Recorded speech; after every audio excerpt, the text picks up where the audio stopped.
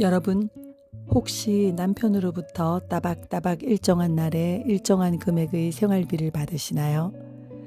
요즘 젊은 부부들은 현명하게 공동통장, 개인통장 구분해서 관리도 잘 한다고 들었는데 저는 지난 35년 동안 그런 걸 못 해봤거든요. 그리고 안 믿기시겠지만 저는 결혼 35년 동안 남편의 월급을 일정하게 받아본 적이 없거든요. 월급도 일정하게 안 받았으니까 보너스는 말할 것도 없고요. 그런 제가 며칠 전에 제 인생 처음으로 남편에게 하얀 돈 봉투를 받았습니다. 며칠 전에 남편이 갑자기 쭈뼛쭈뼛 뭔가 망설이더라고요. 그러더니 생전 처음 보는 이상한 미소를 지으면서 당신 돈 줄까? 이러는 거예요. 제가 너무 놀랐겠죠. 응? 뭐? 이러니까 더 어색한 웃음으로 돈 준다고 하면서 정말 가방에서 흰 봉투를 꺼내더니 더 뻘쭘해진 미소와 함께 그때 제가 소파에 앉아 있었거든요. 저에게 걸어오더니 진짜 돈 봉투를 주더라고요. 그러면서 너무 기대는 하지 마라. 기대할까봐 줄까 말까 망설였다 그러더라고요. 망설였다는 말에 일단 제가 잽싸게 봉투를 받았죠. 남편도 2년 전에 퇴직을 했는데 몇 달 전부터 뭔가 바쁘게 막 다니긴 했지만 돈을 벌고 있을 거라는 생각은 못 했거든요. 그런데 열어보니까 100만 원, 진짜 100만 원이나 들어있는 거예요. 분들은 원래 다들 배우자가 고생하면 수고한다, 고맙다 이런 표현을 잘 해주시나요? 저는 지금까지 그러지를 못했거든요. 아니, 오히려 좀 반대였습니다. 사실 우리는 시작부터 조금 달랐거든요. 신혼 때 남편 월급이 60만 원 정도 됐을 때 제가 이미 순수입이 그 7, 8배를 벌고 있었거든요. 남편 월급이 절대 적은 편은 아니었지만 제가 사업을 하다 보니까 수입이 좀 많은 편이었어요. 그런데 제가 결혼을 너무 일찍 해서 많이 어렵기도 했지만 남편에 대한 사랑도 컸기 때문에 처음에는 전혀 아무런 문제가 아니었거든요. 그런데 남편이 회사를 그만두고 제가 하던 사업체를 맡아서 하면서부터 문제가 발생하기 시작하더라고요.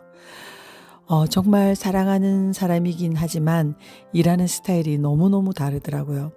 결과도 안 좋았죠. 그런데 중간에 남편도 또 남편 사업체로 독립적으로 해 나갔지만 같은 업종이다 보니까 서로 계속 비교하고 참견이 되더라고요. 그리고 자연스럽게 수입이 많은 제가 모든 생활을 책임지게 되고 그때부터 월급을 받은 적도 생활비를 받은 적도 없었죠. 남편은 우리 집에 고정 지출이 뭐가 있고 얼마인지, 그리고 아이들 3명이 서울에서 학교를 다닐 때도 학비가 얼마인지, 애들이 어떻게 생활을 하는지 진짜 전혀 아무것도 몰랐거든요. 그런 시간이 10년, 20년 쌓여가다 보니까 제가 변하더라고요. 남편을 은연중에 무시하게 되는 아주 나쁜 마음이 생기는 거예요. 후식 맛으로 딱이다. 완전 쫄고 슴슴하고. 국물이 필요. 사실 이런 이야기를 시댁에는 한 번도 말을 하지 않아서 아무도 모르거든요. 시부모님들은 모두 일찍 작고하셨고요. 아주버님과 시누이들이 있는데 아마 지금도 우리 동생이 우리 오빠가 모든 운영을 책임지고 지금까지 잘 해오고 있는 줄 알고 있고 저는 그냥 보조만 하고 있는 줄 알고 있어요. 친정에는 더욱 말을 안 했죠. 그런데 저도 인간인지라 어딘가에 한 번쯤은 이런 이야기를 하고 싶었나 봅니다. 그렇다고 유튜브에 온 세상에 이렇게 말을 할 줄은 저도 몰랐거든요. 처음에 결혼한다고 마음먹었을 때 난 저 사람이랑 함께 한다면 시골에서 몸빼바지를 입고 무를 뽑아 먹고 살아도 행복할 것 같다. 이런 확신이 있었거든요.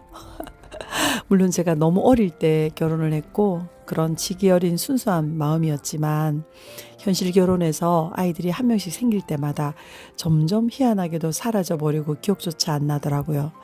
그런데다가 제가 수입이 높아질수록 그 사람이 내는 성과가 그 사람의 가치라고 느껴지더라고요. 그리고 사람이 막 스트레스가 높아지니까 그 사람의 의도를 보기보다 결과로만 평가하게 되고요. 지금 생각하면 참 치졸하고 못났죠. 그런데 어떤 큰 결정적인 일이 발생하니까 오히려 저를 깊게 들여다보는 계기가 되더라고요. 어떤 일이 있었냐면요. 평소에 돈 욕심이 없던 남편이 내가 돈을 한번 벌어보겠다면서 몇 년 전에 무리하게 막 투자를 하더라고요. 그러더니 큰 돈을 잃은 적이 있거든요.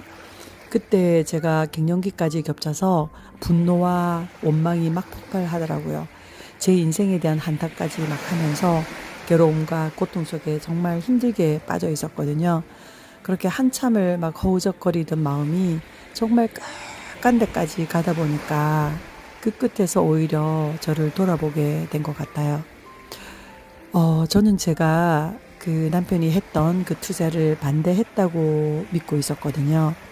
그런데 깊이 생각해 보니까 문득 제가 침묵했을 뿐 사실상 암묵적 동의를 했더라고요. 제대로 말리지도 않았고 책임감 있게 같이 결정하지도 않았던 거죠. 내 책임이 50% 있구나. 이걸 인정하는 순간 미안한 마음이 생기고, 그리고 그 미안한 마음이 또 시간이 지나가면서 고마운 마음으로 바뀌더라고요. 이게 머리로 논리적으로 설명될 수 없는 그런 마음 상태이지만요. 제 마음은 그렇게 시간이 가면서 변해왔습니다. 야, 여기 왼쪽 바지 신발 벗어라. 신발 벗어라. 신발 벗어라. 아니, 이 바다도 별론데, 애들이. 별론데요. 축하, 서만아, 축하. 뭐 방대. 니네 사줄 수가 없다고 했지. 술을 해라고, 니는. 난 토가 없어서 땅을 봤는데 내가 토가 없어가지고. 난 이렇게 했어. 아니, 왜 저래? 진짜예요. 씨발아요. 사주에 수가 없고 토가 없어. 이건 너무 웃긴다. 돌이켜보면 제가 수입이 더 많았을 때도 당장 손에 잡히는 수입이었고, 남편은 사업의 미래 비전이나 외연을 넓히는 일에서 항상 저보다 앞서 나갔죠. 그리고 제가 굉장히 좀 예민하고 감정 기복도 심한 사람이거든요. 그런데 남편은 항상 평정심을 유지하고 있어요. 그래서 우리가 한 번도 크게 싸워본 적이 없는 것 같아요.